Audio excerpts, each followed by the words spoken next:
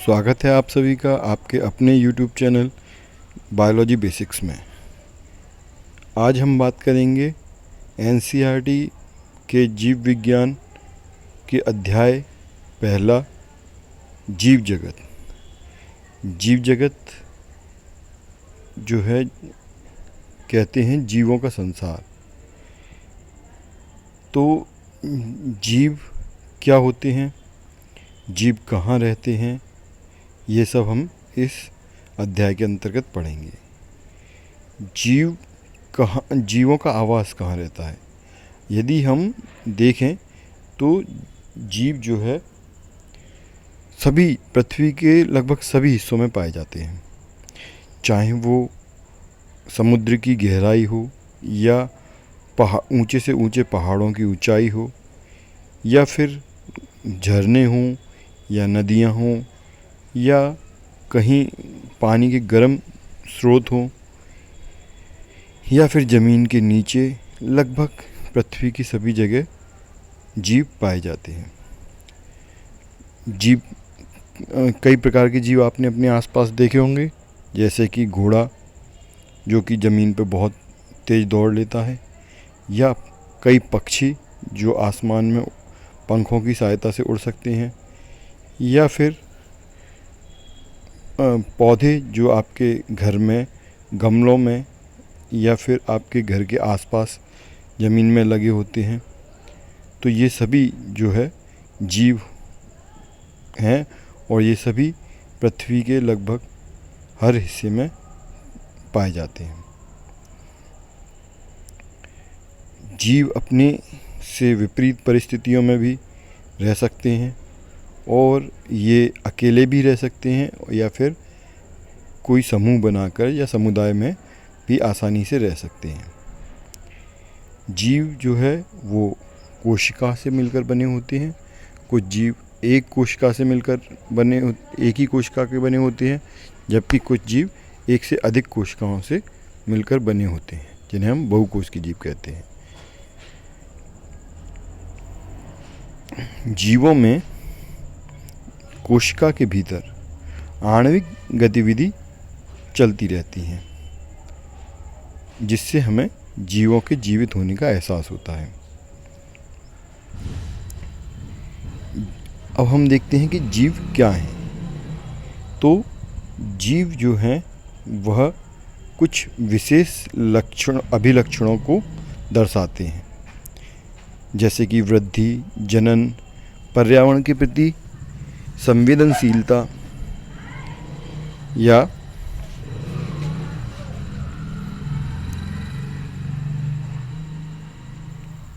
अनुकूलन। ये सभी अभिलक्षण जीव दर्शाते हैं। तो इन अभिलक्षणों के आधार पर हम जीवों को परिभाषित कर सकते हैं या हम जीवों और निर्जीवों में अंतर कर सकते हैं। इन सभी अभिलक्षणों को हम एक एक करके विस्तार से देखते हैं। पहला अभिलक्षण जो है वो है वृद्धि। सभी जीव जो है वृद्धि करते हैं। ये वृद्धि लंबाई में भी हो सकती है, चौड़ाई में भी हो सकती है या जीवों के वज़न में भी हो सकती है। जैसा कि हम पहले भी चर्चा कर चुके हैं कि जीव दो प्रकार के होते हैं, एक कोशिकीय जीव और बहुकोशिकीय जीव। तो बहुकोशिकीय जीवों में जो वृद्धि होती है वह कोशिकाओं के विभाजन के कारण देखी जाती है। बहुकोशिकीय जीवों में जब कोशिकाएं विभाजन करती हैं और संख्या में बढ़ती हैं, जिससे जीवों की लंबाई, चौड़ाई या वज़न में वृद्धि देखी जा सकती है। जबकि एक कोशिकीय जीव की भी कोशिका जब आकार में बहुत बड़ी हो जाती है और केंद्रक का जीव द्रव्य पर नियंत्रण कम होने लगता है, तो यह भी विभाजित होकर नई कोशिका को जन्म देती है। तो एक कोशिकीय जीव में भी विभाजन देखने को मिलता है। जंतु कोशिकाओं में विभाजन एक निश्चित समय अंतराल तक होता है, जबकि पादप कोशिकाओं में विभाजन लंबे समय तक देखने को हमें मिलता है। निर्जीवों में भी कभी कभी वृद्धि देखने को मिलती है, मगर ये निर्जीवों में वृद्धि जो है पदार्थ के एकत्रित होने की वजह से देखने को मिलती है। जैसे कि किसी पर्वत या किसी अन्य जगह पर पदार्थों के इकट्ठे होने से इसके आकार या वज़न में वृद्धि हमें देखने को मिल सकती है, मगर जीवों की भांति वृद्धि अंदर से नहीं होती। यह वृद्धि बाह्य वृद्धि होती है, बाह्य पदार्थों के जमाव की वजह से देखने को मिलती है। जैसे कि आपने देखा होगा कि आप किसी जानवर के बच्चे को पालते हैं और वह धीरे धीरे बड़ा होता है और वयस्क में परिवर्तित हो जाता है, या फिर आप किसी पौधे को लगाते हैं और वह धीरे धीरे बड़ा होकर एक वृक्ष का रूप ले लेता है, परंतु निर्जीव चीज़ों में आपको यह देखने को नहीं मिलेगा। जैसे कि यदि मान लो आप कोई एलईडी लेते हैं और 32 इंच साइज़ की एलईडी लें और आप सोचें कि वो वृद्धि करके 55 इंच की हो जाए, तो ऐसा देखने को आपको नहीं मिलेगा। तो वृद्धि भी जो है जीवों का एक अभिलक्षण है। अब जो अगला अभिलक्षण है वह है जनन। जीवों का यह भी एक प्रमुख अभिलक्षण है। जीव अपने ही जैसे जीवों को उत्पन्न करने की क्षमता रखते हैं। इसी को जनन या प्रजनन कहते हैं। बहुकोशिकीय जीवों में संतान उत्पन्न करने के लिए माता और पिता में लैंगिक जनन होता है। इन लैंगिक जनन में माता व पिता में मादा युग्मक व पिता में नर युग्मक बनता है, और इनके मिलन को हम निषेचन कहते हैं, युग्मकों के मिलन को। और इनके मिलन के पश्चात युग्मनज बनता है, जो आगे एक कोशिका का रूप ले लेता है।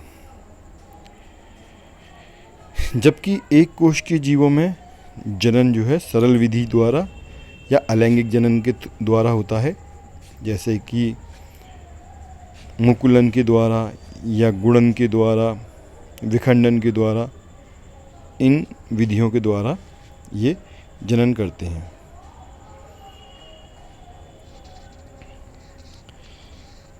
अगला जो हमारा अभिलक्षण है वो है जीवों में उपापचयन।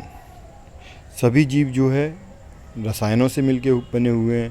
हाइड्रोजन, ऑक्सीजन, कार्बन, नाइट्रोजन, इस प्रकार से कई प्रकार के रसायनों से मिलकर हमारे जीवों का शरीर या कोशिका मिलकर बनी होती है। ये रसायन जीवों के भीतर और कोशिका के भीतर आपस में अभिक्रियाएं करते रहते हैं। इन्हीं अभिक्रियाओं को हम एक साथ उपापचय अभिक्रियाएं कहते हैं।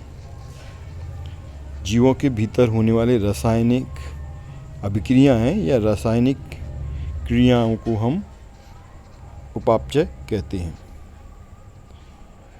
चाहे एक कोश के जीव हो या बहुकोश के जीव, हमें हजारों उपापचयी अभिक्रियाएं देखने को मिलती हैं और कई सारी अभिक्रियाएं एक साथ चलती रहती हैं। प्रोटीन का निर्माण होता है जीवों में, पौधों में कार्बोहाइड्रेट यानी कि प्रकाश संश्लेषण, श्वसन, ये सभी क्या हैं? ये सभी रासायनिक अभिक्रियाएं हैं। शरीर के बाहर कोशिका मुक्त तंत्र में उपापचयी क्रियाएं प्रदर्शित हो सकती हैं। जीव के शरीर के बाहर परख नली में की गई उपापचयी क्रियाएं ना तो जैव हैं और ना ही निर्जीव। अगर जीव के शरीर के बाहर परख नली में जो हम क्रियाएं करते हैं, यानी कि हम अपनी प्रयोगशाला में कोई भी अभिक्रियाएं करते हैं, तो वह अभिक्रियाएं जो है उन्हें उपापचयी क्रियाएं नहीं कहेंगे। क्योंकि उपापचयी क्रियाएं हम किसे कह रहे हैं? उपापचयी क्रियाएं जीवों की या कोशिका के भीतर होने वाली रासायनिक अभिक्रियाओं को हम उपापचयी क्रियाएं कह रहे हैं। इसलिए यह भी जीवों का एक सुस्पष्ट अभिलक्षण है। अगला जो हमारा अभिलक्षण है वह है जीवों का जीवों का उद्दीपनों के प्रति प्रतिक्रिया देना। भौतिक, रासायनिक या जैविक किसी भी प्रकार का उद्दीपन हो सकता है, तो इनके प्रति वह प्रतिक्रिया करते हैं, यानी अपनी संवेदनशीलता दिखाते हैं। हम अपने संवेदी अंगों द्वारा अपने पर्यावरण से अवगत होते हैं। जैसे कि आपने देखा होगा, हमारी त्वचा बाहर की गर्मी, सर्दी सभी चीज़ों को महसूस कर सकती है। हमारे संवेदी अंग जैसे कि नाक की बाहर होने वाले किसी भी सुगंध या गंध में को पहचानने के लिए विशिष्ट रहती है, विशेषीकृत रहती है। इसी प्रकार से ताप और अन्य चीज़ों को पहचानने के लिए या उनमें होने वाले परिवर्तनों को पहचानने के लिए जीवों में संवेदी अंग पाए जाते हैं। प्रोकैरियोटिक हो या यूकैरियोटिक, सभी जीव जो है अपने आसपास के वातावरण से उद्दीपनों को ग्रहण करके संवेदनाएं प्रकट करते हैं या प्रतिक्रियाएं देते हैं।